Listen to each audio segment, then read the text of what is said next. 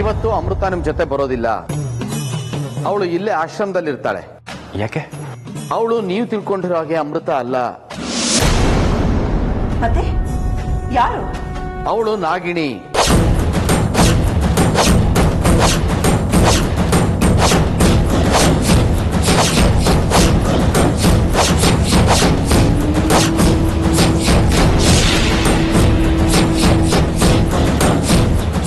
ಏನಂದ್ರಿ? ಅವಳು ಅಮೃತ ಅಲ್ಲ, ನಾಗಿಣಿ ಹಿಂದೆ. ಈಗಲಾದ್ರೂ ನನ್ನ ಮಾತಿನ ಮೇಲೆ ನಂಬಿಕೆ ಬಂತ? ಶಾಸ್ತ್ರಿಗಳೇ, ನೀವೆಲ್ಲೋ ತಪ್ಪು ತಿಳ್ಕೊಂಡಿದ್ದೀರಾ. ಅವಳು ನಾಗಿಣಿ ಅಲ್ಲ, ನಮ್ಮ ಅಮೃತ ಅವಳು.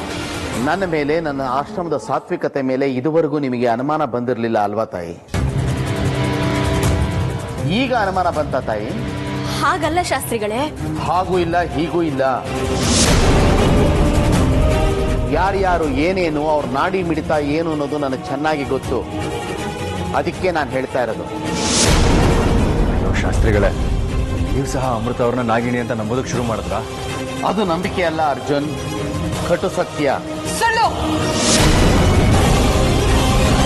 ಯಾವುದು ಸುಳ್ಳು? ನಾನು ನಾಗಿನಿ ಅಂತ ಹೇಳ್ತಾ ಇರೋದು ಸುಳ್ಳು. ಹಾಗಾದ್ರೆ ನೀನು ಅರ್ಜುನ್ ಆಗಿ ಬಂದು ಅಮೃತನ ಕರ್ಕೊಂಡು ಹೋಗಿದ್ದು ಸುಳ್ಳ? ಅವಳನ್ನ ಕೊಲ್ಲೋದಕ್ಕೆ ಪ್ರಯತ್ನ ಪಟ್ಟಿದ್ದು ಸುಳ್ಳ? ಹಾಗೆ ಈಗ ನಮ್ಮ ಎಲ್ಲರೆದುರಿಗೆ ಬಂದು ನಾನೇ ಅಮೃತ ಅಂತ ನಿಂತು ನಮ್ಮ ಕಣ್ಣಿಗೆ ಮಣ್ಣು ಎರಚೋದಕ್ಕೆ ನಿಂತಿರೋದು ಸುಳ್ಳ? ಯಾಕೆ ಮಾತು ನಿಂತೋಯ್ತು? ಮಾತಾಡು ಅಮೃತ. ಅಮೃತ, ಶಾಸ್ತ್ರಿಗಳು ನಿನ್ನನ್ನೇ ಕೇಳ್ತಾ ಇರೋದು. ಅವ್ರ ಪ್ರಶ್ನೆಗಳಿಗೆ ಉತ್ತರ ಕೊಡು. ಮಾತಾಡು ಅಮೃತ. ಮಾತಾಡೋದಕ್ಕೆ ಇನ್ನೇನು ಉಳಿದಿದೆ? ಅಂದ್ರೆ ನೀನೇ ನಾಗಿನಿ ಅಂತ ಒಪ್ಕೊಳ್ತೀಯಾ?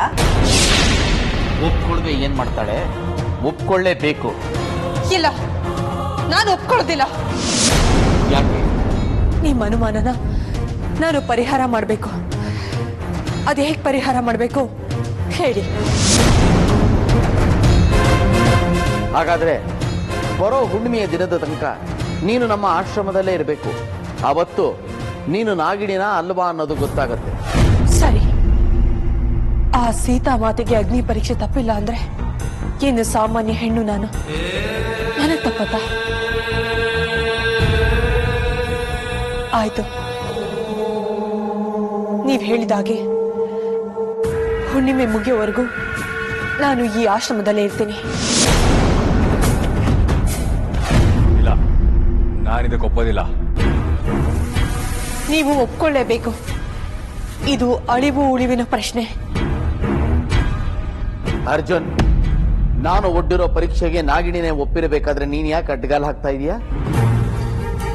ಇವ್ನು ಯಾವಾಗ್ಲೂ ಹಾಗೆ ಆಗೋ ಕೆಲ್ಸಕ್ಕೆ ಅಡ್ಗಾಲ ಆಗ್ತಾನೆ, ಸುಮ್ಮನೆ ಇರೋದಿಲ್ಲ. ಸರಿ ಶಾಸ್ತ್ರಿಗಳೇ, ನೀವು ಹೇಳ್ದಾಗೆ ಆಗಲಿ.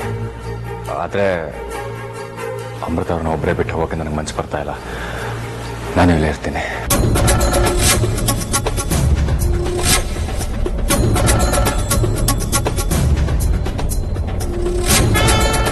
ಧಾರಾಳವಾಗಿರ್ಬೋದು, ಆದರೆ ನನ್ನದೊಂದು ಷರತ್ತಿದೆ. ಏನದು? ನೀವಿಬ್ರು ಒಂದೇ ಕೋಣೆಯಲ್ಲಿರೋ ಹಾಗಿಲ್ಲ, ಬೇರೆ ಬೇರೆ ಇರಬೇಕು. ಯಾಕಂದ್ರೆ ನನಗೆ ಇವಳು ನಾಗಿಣಿ ಅಂತ ನಿರೂಪಿಸೋದಕ್ಕಿಂತ ನಿನ್ನ ಜೀವ ಮುಖ್ಯ. ಸರಿ, ನೀವು ಹೇಳ್ದಾಗೆ ಆಗಲಿ. ನೀವಿನ್ನು ಹೊರಡಿ. ಅರ್ಜುನ್, ಅಮೃತ ಇಬ್ರು ನಮ್ಮ ಆಶ್ರಮದಲ್ಲೇ ಇರ್ತಾರೆ. ಅಯ್ಯೋ, ಅರ್ಜುನ್ನ ಬಿಟ್ಟು ನಾನು ಹೇಗೆ ಹೋಗ್ಲಿ? ಇವನ್ಗೇನಾದ್ರೂ ನಾಗ ಲಕ್ಷಣಗಳು ಕಾಣಿಸ್ಕೊಂಡ್ರೆ? ಅರ್ಜುನ್, ನೀನ್ ಇಲ್ಲಿರೋದು ಬೇಡ, ನಡಿ. ಅಜಯ್, ನಾನು ಬರೋದಿಲ್ಲ, ನೀವು ಹೊರಡಿ. ತ್ರಿವೇಣಿಮ್ಮ, ಅವನು ಇಲ್ಲೇ ಇರ್ತಾನೆ, ನೀವು ಹೋಗ್ಬಿಟ್ಟು ಬನ್ನಿ.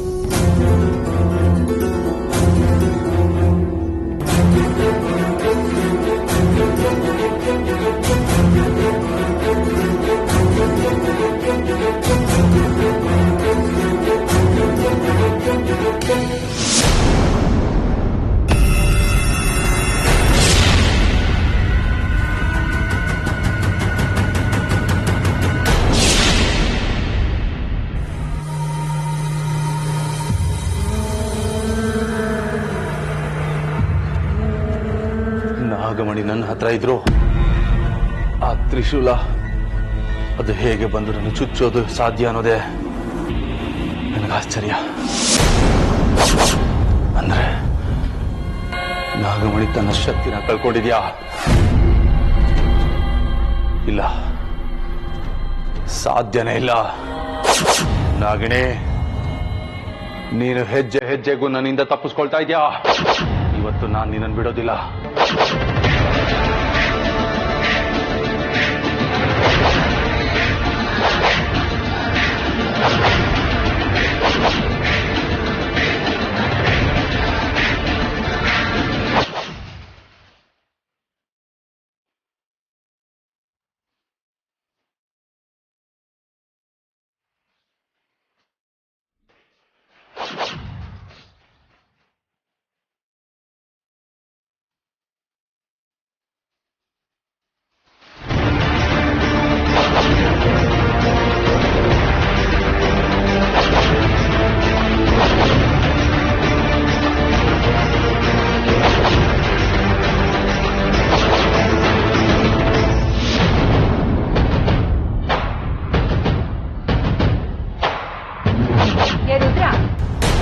ಯಾರು ಹುಡುಕ್ತಾ ಇದ್ಯಾ? ಇನ್ಯಾರನ್ನ? ಆ ನಾಗಿಣಿನ.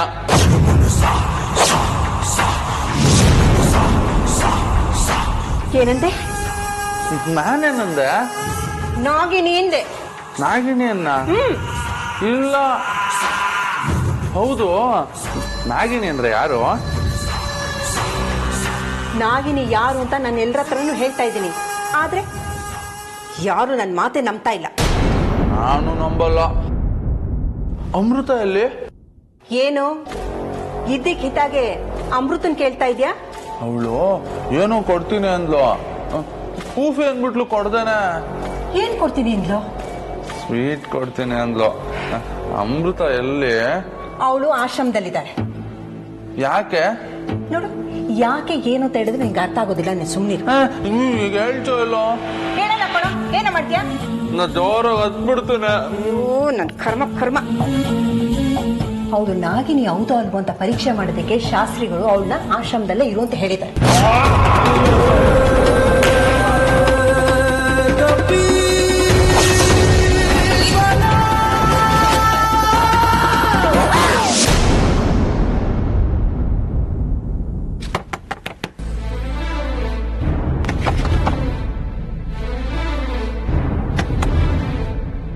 ಅಯ್ಯೋ, ಯಾರು ಹೀಗೆ ಬಾಗ್ಲು ಬಡಿತಾ ಇದ್ದಾರೆ? ಅದ್ಯಾರು ಅಂತ ನೋಡೋಣ.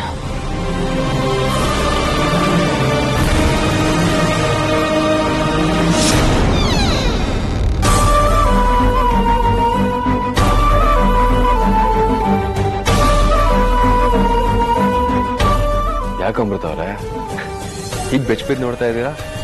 ಏನಾಯ್ತು? ಅಲ್ಲ, ಅದು ಏನ್ ಅಮೃತ ಅವರೇ, ನಾನು ನಿಮ್ಮ ಅರ್ಜುನು. ಒಳ್ಳೆ ಸ್ಟ್ರೇಂಜರ್ಸ್ ನೋಡ್ದಂಗೆ ನೋಡ್ತಾ ಇದ್ದೀರಲ್ಲ, ಯಾಕೆ ಹಾಗೆ ನೋಡ್ತಾ ಇದ್ದೀರಾ? ನೀವು ಯಾಕ್ರಿ ಹೀಗೆ ಕೇಳ್ತಾ ಇದ್ದೀರಾ? ಓ, ನೀವಿನ್ನೂ ಅದೇ ಮೂಡಲ್ ಇರೋ ಹಾಗಿದೆ. ಆ ಇನ್ಸಿಡೆಂಟ್ ಇಂದ ಹೊರಗೆ ಬಂದಾಗಿಲ್ಲ. ನಿಜವಾಗ್ಲೂ ರೀ, ನಾನೇ ಒರಿಜಿನಲ್ ಅರ್ಜುನ್, ಡೂಪ್ಲಿಕೇಟ್ ಅಲ್ಲ. ನಂಬಿ ನನ್ನ. ನೀವು ನಂಬಿ ಪೂಜೆ ಮಾಡೋ ಆ ಪರಮೇಶ್ವರನ್ ಮೇಲೆ ಆಣೆ, ನಾನೇ ಅರ್ಜುನ್. ಯಾಕಲ್ಲೇ ನಿಂತಿದ್ದೀರಾ? ಒಳಗಡೆ ಬನ್ನಿ.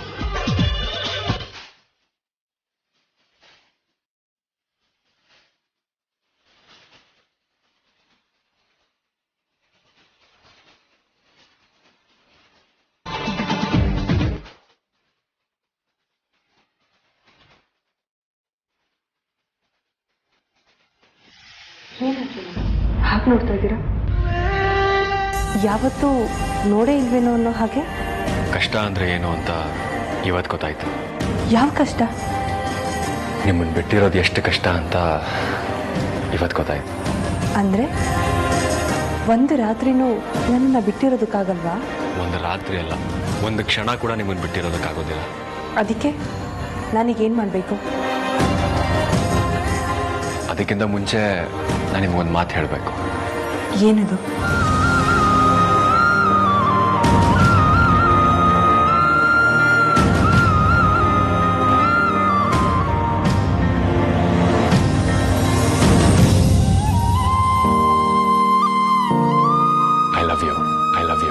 Love you.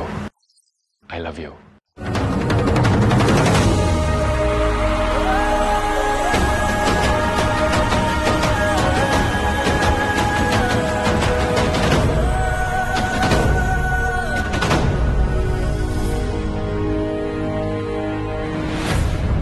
ಈ ಮಾತನ್ನ ನೀವು ಎಷ್ಟು ಲಕ್ಷ ಸರಿ ಹೇಳಿದಿರ ಗೊತ್ತಾ? ನನ್ನ ಉಸಿರಲ್ಲಿ ಉಸಿರಿರೋವರೆಗೂ ಹೇಳ್ತಾನೆ ಇರ್ತೀನಿ. ಕೋಟಿ ಸಲಿ, ಶತಕೋಟಿ ಸಲಿ ನಾನು ಸತ್ತು ನನ್ನ ಅಸ್ಥಿನ ಸಂಗಮದಲ್ಲಿ ಬಿಟ್ಟರೂ ಕೂಡ ನನ್ನ ಅಸ್ಥಿ ಅಮೃತ ಐ ಲವ್ ಯು ಅಂತ ಹೇಳ್ತಾನೆ ಇರುತ್ತೆ. ನಿಮ್ಮ ಈ ಪ್ರೀತಿಗೆ ನಾನೇನು ಕೊಡ್ಲಿ? ನೀವು ಪ್ರೀತಿಯಲ್ಲಿ ಚಂದ್ರ, ನಾನು ಚಂದ್ರಿಕೆ. ನಾವಿಬ್ರು ಬೆರೆತು ಹಾಲಿನ ನದಿಯಾಗಿ ಬೆಳದಿಂಗಳಲ್ಲಿ ಹರಿದು ಹೋಗೋ ಥರ ಅನ್ನಿಸ್ತಾ ಇದೆ.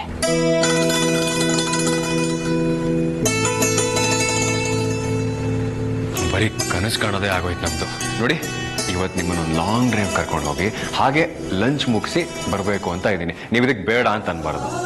ನಾನೇ ಬರೋದಕ್ಕೆ ಸಾಧ್ಯ? ಶಾಸ್ತ್ರಿಗಳು ನನ್ನನ್ನು ಇಲ್ಲೇ ಇರೋದಕ್ಕೆ ಹೇಳಿದ್ದಾರೆ. ನೋಡಿ, ಈ ಥರ ಕಥೆಗಳನ್ನ ನಾನು ತುಂಬ ಕೇಳಿದ್ದೀನಿ. ಇವತ್ತು ಈ ಥರ ಕಥೆಗಳನ್ನ ಕೇಳೋ ಆಸಕ್ತಿ ನನಗಿಲ್ಲ. ಶಾಸ್ತ್ರಿಗಳಿಗೆ ಏನು ಹೇಳ್ತಿರೋ ನನಗೆ ಗೊತ್ತಿಲ್ಲ, ನೀವು ಬರಬೇಕಷ್ಟೆ. ಏನು ಆಜ್ಞೆ ಮಾಡ್ತಾ ಇದ್ದೀರಾ? ಇಲ್ಲ, ಪ್ರೀತಿಯಿಂದ ರಿಕ್ವೆಸ್ಟ್ ಮಾಡ್ತಾ ಇದ್ದೀನಿ. ಪ್ರೀತಿಗೆ ಕರಗದೆ ಇರೋ ಹೆಣ್ಣಿಲ್ಲ ಅನ್ನೋದು ನನ್ನ ಭಾವನೆ.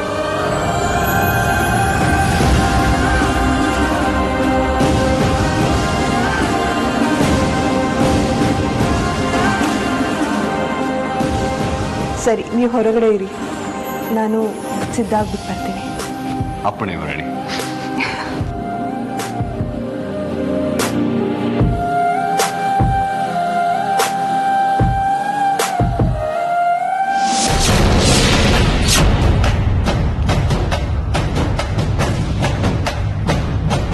ಅಮ್ಮ, ಶಾಸ್ತ್ರಿಗಳು ಪೂಜೆಗೆ ಬರ್ತಾರಂತೆ, ನೀವು ಸಿದ್ಧವಾಗಿರ್ಬೇಕು.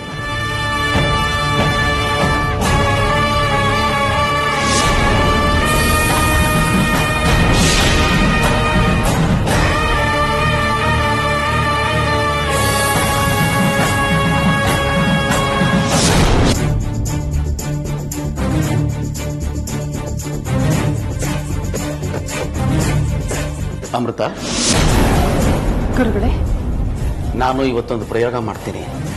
ಅದರಿಂದ ಅವನು ಯಾರು ಅಂತ ಗೊತ್ತಾಗತ್ತೆ. ಅಷ್ಟಾದ್ರೂ ಸಾಕು ಗುರುಗಳೇ. ನಾನು ಅದಕ್ಕೋಸ್ಕರನೇ ಬಕ್ಕಪಕ್ಷಿ ಥರ ಕಾಯ್ತಾ ಇದ್ದೀನಿ. ಅವನು ಯಾರು ಅಂತ ಗೊತ್ತಾದ ತಕ್ಷಣ ಅವನಿಂದ ನಾಗಮಣಿನ ವಶಪಡಿಸ್ಕೊಂಡು ನಾನು ನಮ್ಮ ನಾಗಲೋಕನ ಸೇರ್ಕೊಂಡಿರ್ತೀನಿ. ನನಗೂ ಅದೇ ಬೇಕಾಗಿರೋದು. ಅದಕ್ಕಿಂತ ಸಂತೋಷ ನನಗೆ ಬೇರೆ ಏನಿದೆ ಹೇಳು? ಹೋಗಿ ನೀನು ತ್ರಿಶೂಲ ತಗೊಂಡು ಪೂಜಾಗ್ರಹಕ್ಕೆ ಬಂದ್ಬಿಡು. ಸರಿ ಗುರುಗಳೇ.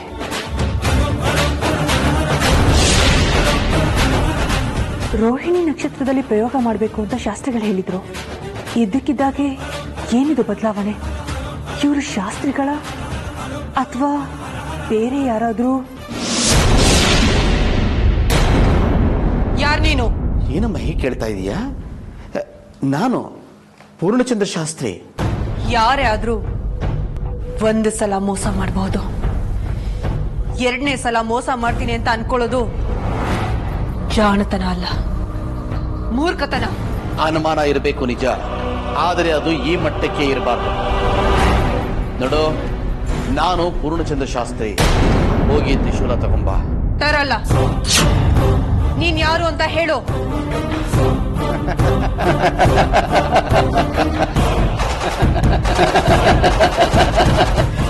ಯಮ, ಯಮ, ನಿನ್ನ ಪಾಲಿನ ಯಮ. ಅವತ್ತು ನಿನ್ನ ದೇವಿಯ ಪವಾಡ ಕಾಪಾಡ್ಬಿಡ್ತು. ಇವತ್ತು ನಿನ್ನನ್ನ ಯಾರು ಕಾಪಾಡ್ತಾರೆ ನಾನು ನೋಡ್ತೀನಿ. ಕೂಗು, ಕರ್ಮಾರಿಯನ್ನು, ಕಾಪಾಲಿಯನ್ನು, ಕಾಮಾಕ್ಷಿಯನ್ನು, ಯಾರು ನಿನ್ನನ್ನ ಕಾಪಾಡ್ತಾರೆ ನಾನು ನೋಡ್ತೀನಿ. ಈ 4 ಗೋಡೆಗಳ ಮಧ್ಯದಲ್ಲಿ ನೀನು ಇವತ್ತು ಬಂದಿಯಾಗಿದ್ದೀಯಾ. ನನ್ನಿಂದ ನಿನ್ನನ್ನ ಯಾರು ಕಾಪಾಡೋದಕ್ಕೆ ಸಾಧ್ಯ ಇಲ್ಲ. ಕೂಗು, ಕೂಗು.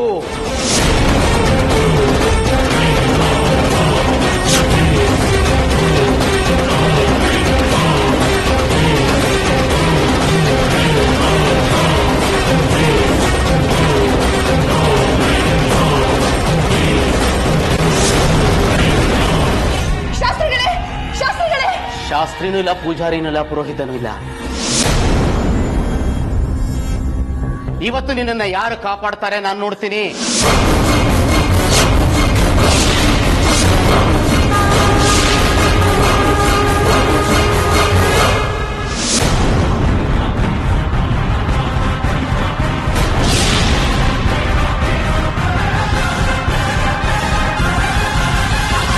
ಇವತ್ತೇಳನ್ನು ಬಿಡಬಾರ್ದು.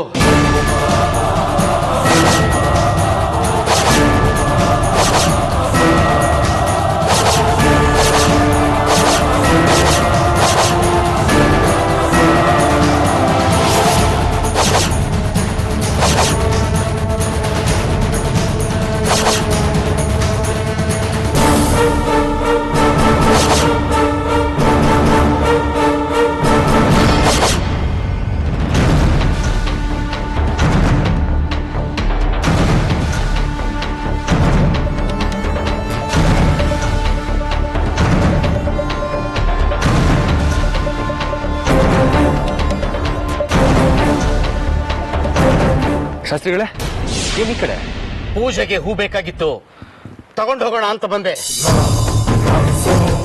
ಯಾಕೆ ಇಷ್ಟೊಂದು ಕೋಪ ಮಾಡ್ಕೊಂಡಿದ್ದೀರಾ?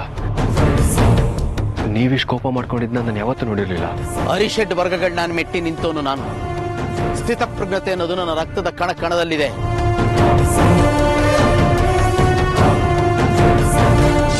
ನನ್ನಲ್ಲಿ ನೀನು ಕೋಪ ತಾಪಗಳನ್ನ ನೋಡೋದಕ್ಕೆ ಸಾಧ್ಯನೇ ಇಲ್ಲ. ನಾನು ಹಾಗೆ ಅನ್ಕೊಂಡಿದ್ದೆ. ಅದೇ ನಿಜ.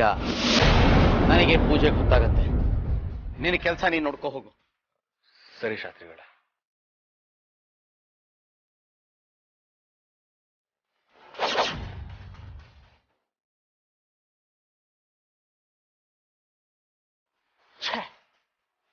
ಎಲ್ಲಿ ಹೋದಳು? ಇವತ್ತವಳನ್ನ ಬಿಡೋದಿಲ್ಲ ನಾನು. ಮುಗಿಸ್ತೇನೆ.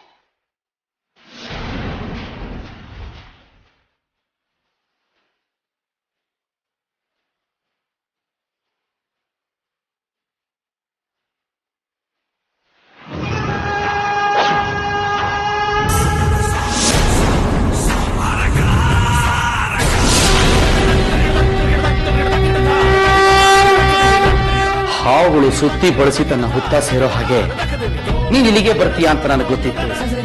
ಅದಕ್ಕೆ ಬಂದೆ.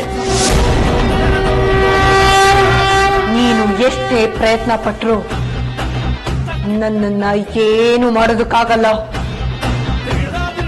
ಸುಮ್ನೆ ವ್ಯರ್ಥ ಪ್ರಯತ್ನ ಬೇಡ.